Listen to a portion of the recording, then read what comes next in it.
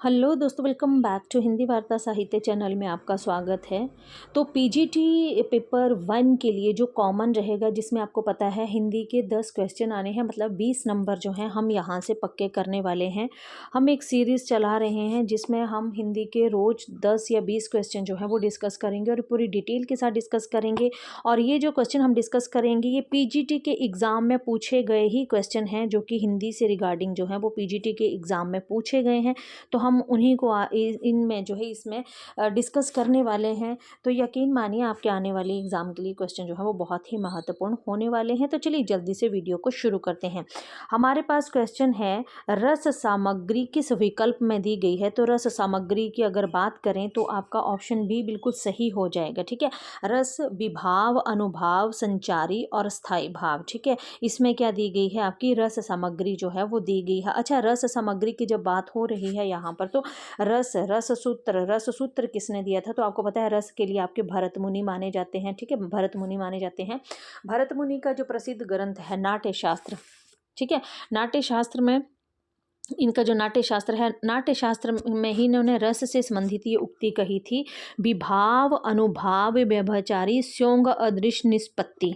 ठीक है, कि विभाव अनुभाव संचारी है ना, स्योंगा अदृश्य निष्पत्ति। ठीक है, तो ये भरत मुनि के नाट्य शास्त्र में दी गई उक्ति थी। तो आपके यहाँ से जो है वो 3 क्वेश्चन वैसे भी मतलब क्लियर हो रहे हैं। नाट्य शास्त्र इनका बहुत ही प्रसिद्ध ग्रंथ है भरत मुनि का। ठीक है, और ये रस जो ये भरत मुनि जो हैं ये रस निरूपण के प्रथम व्याख्याता आचार्य भी माने जाते हैं। ठीक है, विभाव अनुभाव संचारी स्थायी भाव। ठीक है, ये क्या है आपके, ये रस सामग्री के विकल्प है, मतलब रस की सामग्री जो है वो आपको इन्हीं में मिलती है। ठीक है, अगर इसकी थोड़ी सी डिटेल की अगर हम बात करें, ठीक है, कि मतलब ये विभाव अनुभाव, तो ये कथन भी कई बार डायरेक्ट जो है वो पेपर में पूछ लिया जाता है। ठीक है, तो आप इसको ज़रूर देखें। आगे चलते हैं, और ये जो क्वेश्चन है, तो ये क्वेश्चन जो है वो आपका केवीएस पीजीटी में 2014 में पूछा गया है।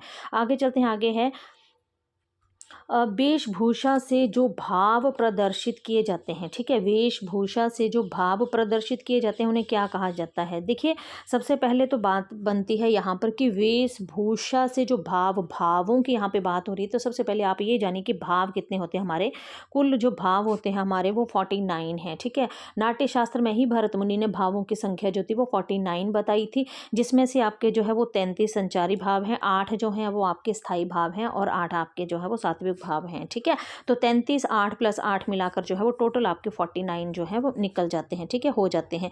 चलिए, ये तो बात हुई यहाँ तक। अगर आगे बात अगर हम करते हैं, तो हमारा जो क्वेश्चन है, वेशभूषा से जो भाव प्रदर्शित होते हैं। ठीक है, वेश और भूषा जो है ना आपकी, वो आपकी किस में आती है, वो आहार्य में आती है। ठीक है, आहार्य में जो है वो आपकी वेशभूषा जो है वो आती है ना।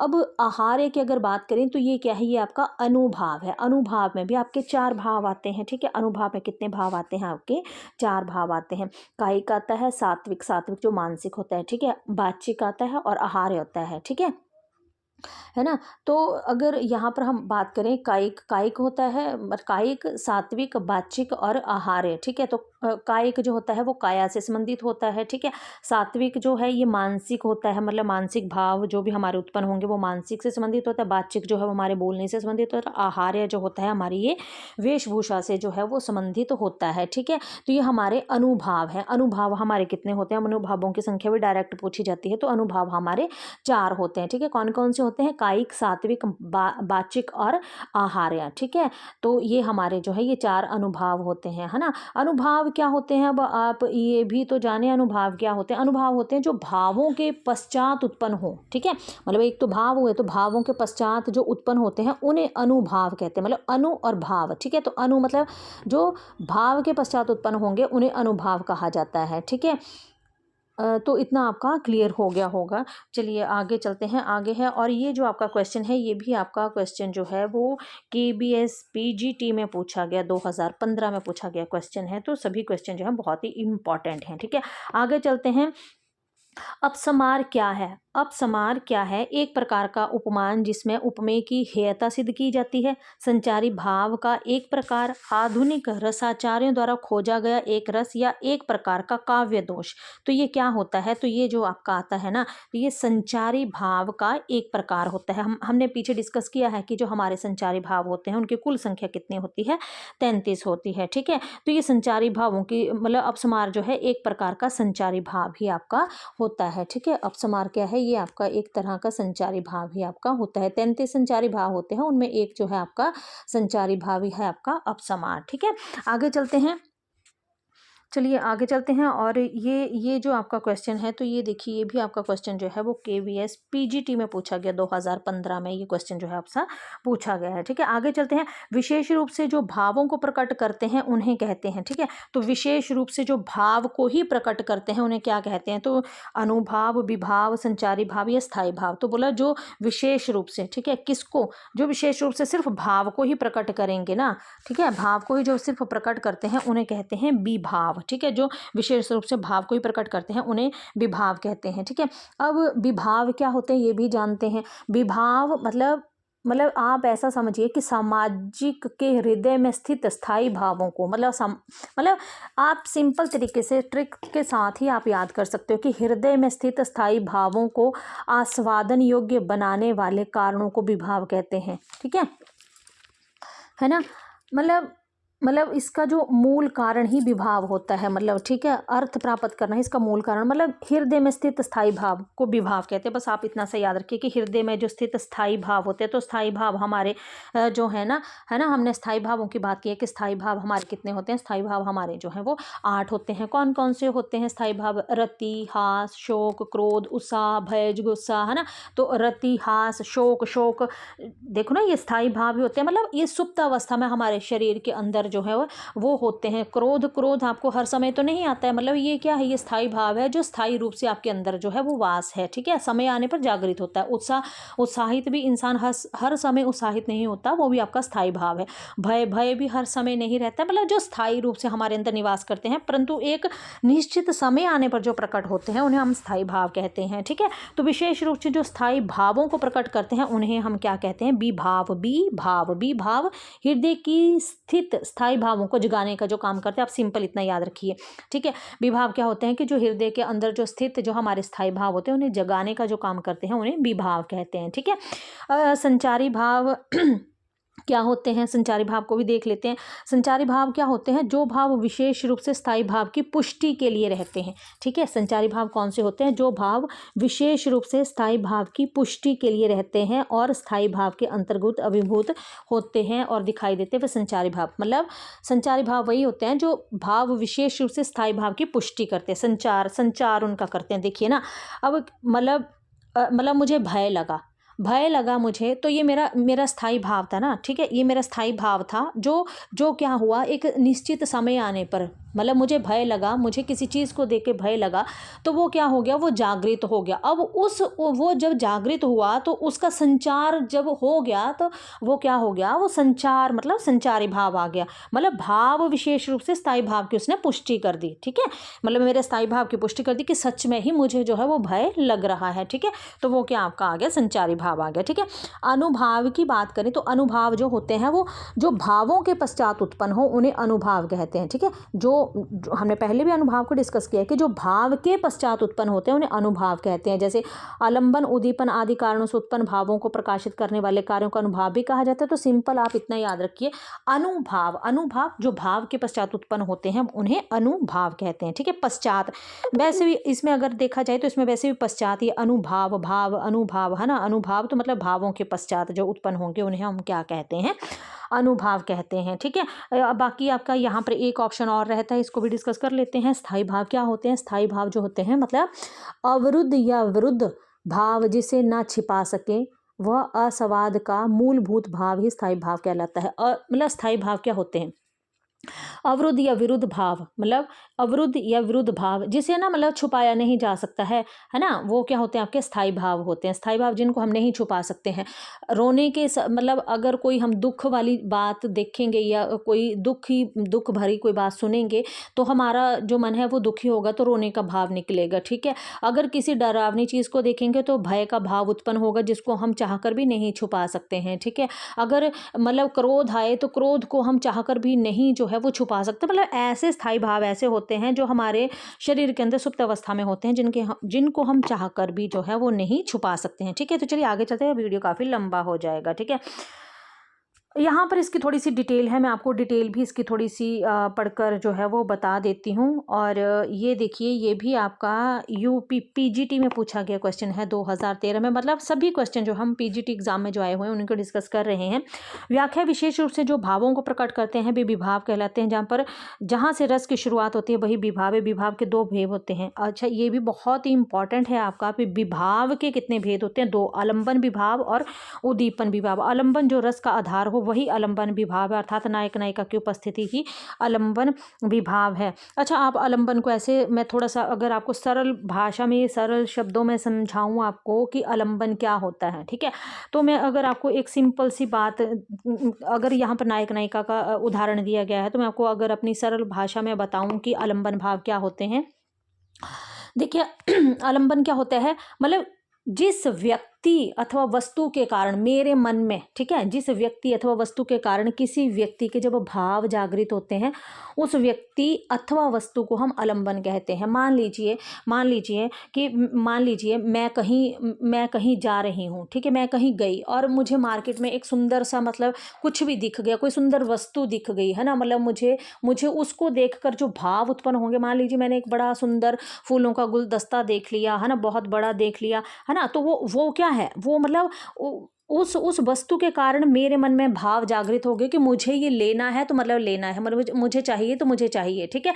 तो मेरे मन में जो भाव जागृत हुए ना, तो वो क्या हो गया, उस व्यक्ति अथवा वस्तु को आलंबन, मतलब वो अलंबित, मतलब मैं उसके प्रति गिर गई, मतलब मैं उस फूलों के गुलदस्ते के प्रति अलंबित हो गई, मतलब आप ऐसा मान सकते हैं, ठीक है। नायक नायिका का यहाँ पे उदाहरण दिया गया है, तो मैं इसका भी आपको बताती हूँ कि नायक और नायिका की देख लीजिए। जैसे मान लीजिए आपकी, जब सीता जो थी वो वन में, है ना, सीता वन में जब फूल तोड़ रही थी तो राम ने जब ना सीता को देखा, ठीक है, किसने देखा, जब राम ने क्या किया, मतलब राम ने जब सीता को देखा ना तो वो उसके प्रति क्या हो गए, अलंबित हो गए, मतलब उसके प्रति वो अलंबित हो गए, मतलब वो उसके प्रति जो थे वो ऐसा ट्रिक से याद रख लिए कि उसके प्रति वो गिर ही गए, मतलब अलंबित हो गए, है ना। वो मतलब तो उस समय वो राम जो थे सीता के प्रति अलंबित हो गए, तो वहां पर सीता क्या थी, वहां पर सीता जो थी वो आलंबन थी। तो ठीक है, नायक और नायिका का इस तरह से आपका आ गया, ठीक है। अगर उद्दीपन और इसके मतलब आलंबन हो गया आपका, ठीक है, अर्थात, है ना, तो इसके भी दो भेद होते हैं, विषय आशय, तो ये इतना इंपॉर्टेंट नहीं है तो इसको हम छोड़ भी सकते हैं। उद्दीपन विभाव जो है, जो कारक नायक नायिका की भावनाओं को उद्दीप्त करते हैं, ये बढ़ा देते हैं, उसे उद्दीपन कहते हैं। उद्दीपन को भी थोड़ा सा बता देती हूँ जल्दी से कि रस को उद्दीप्त करने वाली आलंबन की चेष्टा काल की स्थितियां जो उद्दीपन कहलाती है। मतलब उद्दीपन क्या होता है, जो कारक नायक नायिका की भावनाओं को उद्दीप्त करते हैं। अब देखिए ना, राम और सीता ने देखा तो राम ने जब सीता को देखा उसके प्रति अलंबित हो गई, तो सीता आलंबन हो गई, और जो भाव राम के मन में जागे थे तो राम क्या हो गए, उद्दीपन हो गए, ठीक है, क्योंकि राम के मन में उद्दीप्त हुई थी ना वो चीजें, ठीक है। तो इस तरह से हम इसको ले सकते हैं। चलिए आगे चलते हैं। क्वेश्चन नंबर है हमारे पास आचार्य देव। अब देखिए, क्वेश्चन पीजीटी में पूछा गया है 2005 में, बहुत इंपॉर्टेंट है कि आचार्य देव ने किस भाव को 34वीं संचारी भाव कहा है, ठीक है। तो देव ने, तो आपको पता है कि देव ने जो है वो छल नामक जो है इसको जो है वो आपका 34वां भाव जो है वो स्वीकार किया है ना, क्योंकि हमारे जो मतलब भाव को 34वां संचारी भाव, हमारे 33 संचारी भाव हैं, ठीक है, 33 संचारी भाव है, और 34वां जो आपका संचारी भाव आता है वो आता है छल नामक संचारी भाव जो है वो आपका किसने माना है, देव ने माना है। बहुत इंपॉर्टेंट क्वेश्चन है ये, है ना, इसको जरूर आप देखें कि आचार्य देव ने छल को 34वां संचारी भाव कहा है, ठीक है। देव आपके इटावा उत्तर प्रदेश के निवासी रीतिकालीन आचार्य हैं। इनका पूरा नाम जो है वो देवदत्त था, ठीक है, इनका पूरा नाम क्या था, देवदत्त था, ठीक है। छल नामक संचारी भाव देव की मौलिक उद्भावना नहीं है, क्योंकि छल का बोला ये जो है इनकी मौलिक उद्भावना नहीं, मतलब इन्होंने खुद से इसे जो है वो नहीं मतलब मौलिक उद्भावना, मतलब खुद से इन्होंने इसको जो है वो उद्दीप्त मतलब प्रकट नहीं किया है, क्योंकि छल का अंतर्भाव अविहिता नामक संचारी भाव में हो जाता है। देव ने भाव विलास, अष्टयाम, प्रेम तरंग, रसानंद लहरी, सुजान विनोद, काव्य रसायन, राग रत्नाकर आदि ग्रंथों की रचना भी की है ना। तो ये मोस्ट इंपॉर्टेंट क्वेश्चन है, ठीक है। चलिए आगे चलते हैं। आगे है हमारे पास क्वेश्चन है कि बैपथु कैसा अनुभाव है, ठीक है। बैपथु कैसा अनुभाव है, ये भी पीजीटी में पूछा गया क्वेश्चन है आपका, ठीक है, 2000 में। बैपथु जो है आपका ऑप्शन सी सात्विक भाव है। बैपथु जो है वो क्या है आपका सात्विक भाव है। अब थोड़ा सा इसको देखते हैं कि बैपथु क्या होता है। ये सात्विक भाव है।